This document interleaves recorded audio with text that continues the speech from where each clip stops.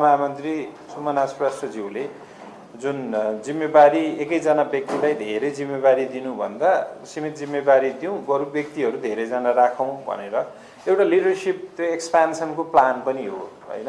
उहाँले अब सहमहामन्त्री पद छोड्दै गर्दा त्यहाँ त अर्को एकजना सम्भावित नेताले अपर्च्युनिटी पाउने भयो नि। र अर्को कुरा के हो भने सुमनाज्यूले यो आज प्रस्ताव गर्नुभएको होइन, यो उहाँले प्रस्ताव गर्नुभएको असोजमै हो। तर त्यो बेलामा हामी विभिन्न राजनीतिक प्रतिशोधहरू सम्बन्धित एजेन्डाहरूमा इङ्गेज भएकोले गर्दा पख्नुस् न केही दिन पख्नुस् न भनेर राखेको हो। सो हामीलाई आज आएर ल सुमनाजीले यस्तो गर्नुभयो भनेर हामी सरप्राइज छैनौँ, किनकि उहाँको प्रस्ताव केही महिनादेखि नै यो थियो जुन चर्चामा थियो।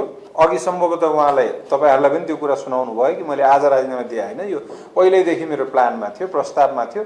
तर हामी राजनीतिक रूपमा विभिन्न अरू प्राथमिकताहरूमा अल्झिराखेकोले गर्दा हामीले पनि उहाँसँग समय मागिराखेको थियौँ कि पख्नुहोस् है, उचित समय होइन, उपयुक्त समय होइन, यसको फरक फरक गलत व्याख्याहरू होला, राजनीतिक रूपमा यसलाई फरक तरिकाले व्याख्या गरिएला जुन गर्न थालिसक्यो हैन। बालेनसँग मिल्न जान लाग्यो अरे, अर्को पार्टी खोल्न जान लाग्यो अरे के भनेर। तर उहाँले तपाईँहरूको अगाडि नै आफै सबै कुरा भनिसक्नु भयो।